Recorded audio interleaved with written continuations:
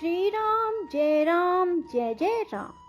श्री राम जय जय राम। राधे राधे मेरे प्यारे भाइयों बहनों माताओं व बंधुओं, संस्कार की बातें चैनल में आपका स्वागत है।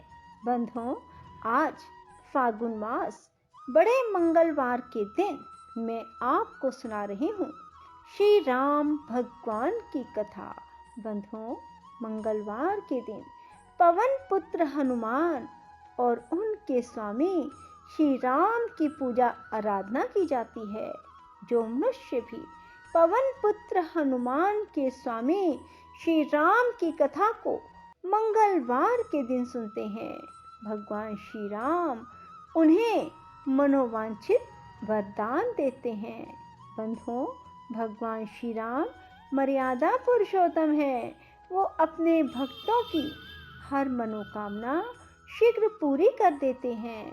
बंधुओं, पूर्ण विश्वास के साथ श्री राम की कथा को सुने और कथा को अधूरी मत छोड़ें, ताकि आपकी हर मनोकामना शीघ्र पूरी हो जाए।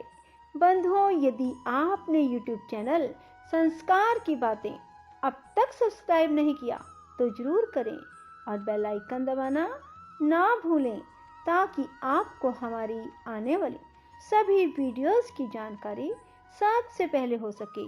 बोलो श्री राम भगवान की जय, पवन पुत्र हनुमान की जय हो। श्री राम ने विभीषण, हनुमान, नल, नील अन्य सभी को गले से लगाया और उनके दिव्य स्पर्श से वह सभी रोमांचित हो गए। इसके परिणाम स्वरूप उन सभी की थकान पल भर में दूर हो गई तथा शरीर पर हुए सभी घाव निमिष मात्र में भर गए। श्री राम के प्रसन्न वदन को देखकर सब वानर उल्लसित हो उठे। वानरों पर राम की कृपा दृष्टि की वर्षा हुई। इसी बीच मेघनाद की पत्नी सुलोचना के पास उसकी दासी दौड़ती हुई आई और सुलोचना को उसके पति की मृत्यु का दुखद समाचार सुनाया। रावण ने कहा, अभी तक मेरा विश्वास था कि यह लघु कार्य मेघनाद या कुंभकर्ण द्वारा पूर्ण किया जा सकता है, किंतु अब मैंने अपने नेत्रों से उनके पराक्रम की असफलता देख ली। मैं बहुत लज्जित हूँ। मेघनाद वानरों के आक्रमण से मर गया। वानरों द्वारा मरने वाले वीर योद्धा होने का दावा कैसे कर सकते हैं? रावण ने सुलोचना को धैर्य देने का प्रयत्न किया।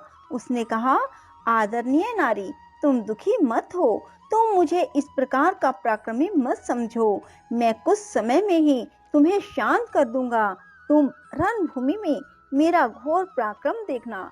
जिन्होंने तुम्हारे पति का वध किया है, मैं उन सभी के सिर काट कर अपने साथ ले आऊंगा, इसमें कोई संदेह नहीं। इस प्रकार रावण ने सुलोचना के समक्ष आत्म प्रशंसा की एवं गर्व से फूल गया और गुस्से से लाल पीला हो गया। यह शब्द सुनकर बुद्धिमान और गुणवान सुलोचना ने कहा, हे दशानन, क्या आपके मन में तनिक भी यह आशा है कि आप विजय प्राप्त कर लेंगे? आप भ्रम के गहन अंधकार में पतित हैं। मैं अपना क्रोध और निराशा इतने समय से निगले रही, क्योंकि मेरे विचार से ससुर का विरोध करना उचित नहीं था तथा इस विषय में आपको समझाने का प्रयत्न करना भी व्यर्थ था। आपका क्रोध ही इस द्वीप के राक्षसों के नाश का मूल कारण है। मैं आपको बता दूं कि आपके लिए राम पर विजय पाना असंभव है। यह निर्विवाद सत्य है। सुलोचना सहसा खड़ी हो गई और वह मेघनाद की माता रानी मंदोदरी के रनिवास की ओर विलाप करती हुई दौड़ी। वहां पहुंचकर वह अपनी सास के चरणों पर गिरकर बोली, आपके पति के कारण ही यह आपत्ति आई है, अन्य किसी कारण नहीं। आप भी उस विपत्ति से नहीं बच सकती जो आजकल में आप पर आने वाली है। उसके विदीर्ण हृदय से कटु और निर्दय शब्द फूट पड़े। मंदोदरी ने भी जब रावण की कूप प्रवृत्तियों और उसकी निकृष्टता पर उसके गर्व का ध्यान किया तो उसे भी महान पीड़ा हुई। सुलोचना के वचनों की सत्यता को जानकर वह भी रो पड़ी। वह दोनों बहुत देर तक मौन बैठी रही और इसके बाद परस्पर राम का गुणगान और सीता के धैर्य एवं सतीत्व की प्रशंसा करने लगी। उन्होंने कहा, यदि वह उस दिव्य पुरुष की झलक भी पा ले तो उसका जीवन सार्थक हो जाएगा। रावण अपनी शोक संतप्त पुत्र वधू सुलोचना का दुख न सह सका। उसके वचन रावण के हृदय में तीक्ष्ण कांटों के समान चुभ गए। उसे अपने योग्य और अति प्रिय पुत्र की मृत्यु पर इतना गहन शोक हुआ कि वह भूमि पर गिर पड़ा और निराशापूर्वक अपना सिर भूमि पर मारने लगा। फिर वह खड़ा हो गया और उसने अपने प्रिय मंदिर में शिव की प्रतिमा के समक्ष अपनी संपूर्ण वेदना अर्पित कर दी।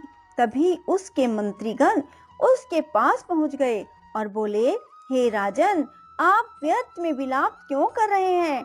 हम अपने जिन पुत्रों, पत्नियों, अन्य लोगों से अगाध स्नेह करते हैं, वह सभी उसी प्रकार नश्वर हैं जिस प्रकार दामिनी की एक कोंद एक पल के लिए घने बादलों में चमक उत्पन्न कर फिर लुप्त हो जाती है।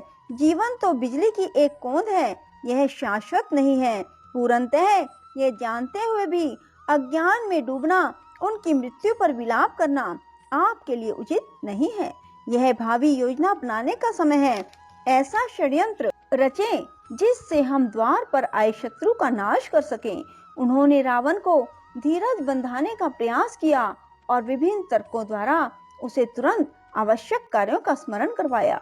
अंत में रावण अपने 20 हाथों को करबद्ध कर शिव से प्रार्थना करता हुआ अति श्रद्धा पूर्वक मंदिर की भूमि पर दंडवत हो गया। जब यह घटना हुई तो अधोलोक में रहने वाले अहि रावण को ज्ञात हुआ कि रावण पर महान दुख आया था। उसने मन ही मन सोचा, ऐसा कैसे हो सकता है? तीनों लोग उसके वश में हैं, उसे कोई पराजित नहीं कर सकता। अहि रावण कामदा देवी के अतिरिक्त अन्य किसी की पूजा नहीं करता था। तुरंत ही उसने देवी का ध्यान किया और देवी ने अपने उपासक को रावण का वह पता दिया जहां वह उस समय था। अतः वह भी मंदिर में ही रावण के पास पहुंच गया। वह रावण को पुकारता हुआ उसके चरणों पर गिर पड़ा।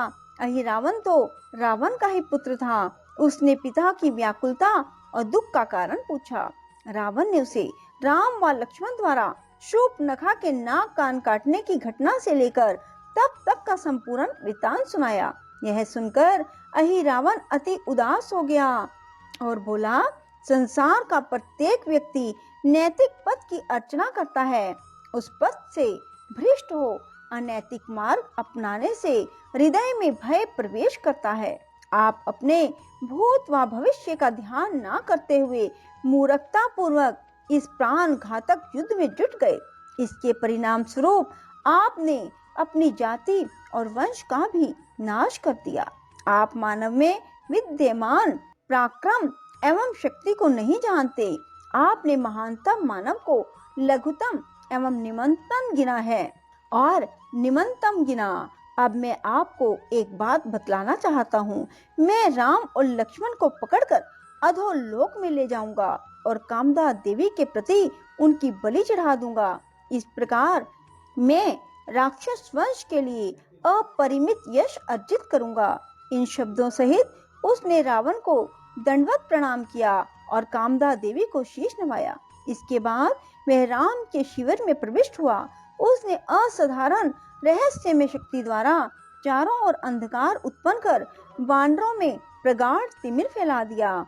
कोई भी उस गहन अंधेरे में अपनी हथेली तक नहीं देख सकता था, किंतु शिविर में वानर बहुत सतर्क थे।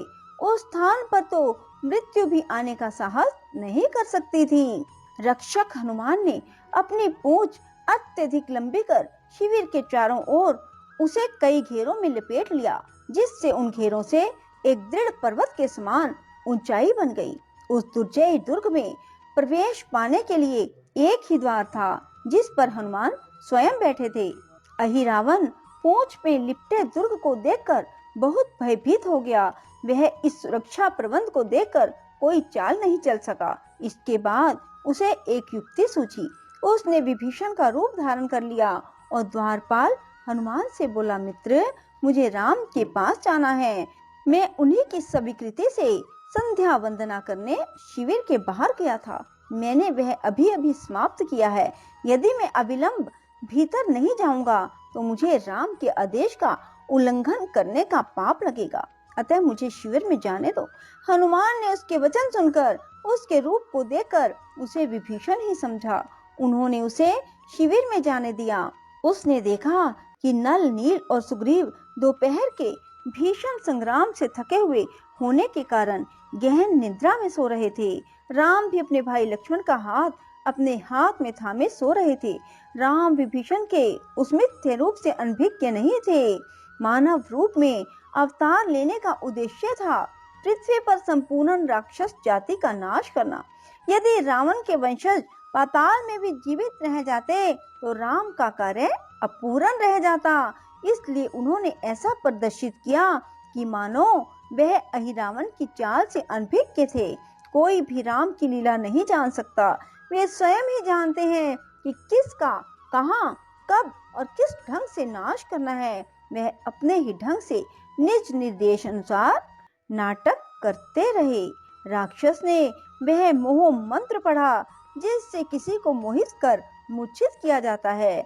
उसके कारण कपि नायकों को गहन निद्रा आ गई। इसके बाद वह राम व लक्ष्मण को बांधकर पाताल लोक ले गया। बोलो श्री राम भगवान की जय हो। राधे राधे। जय श्री कृष्णा। बंधुओं, यदि आपको हमारी वीडियो पसंद आए तो इसे लाइक करें और शेयर भी जरूर करें। धन्यवाद।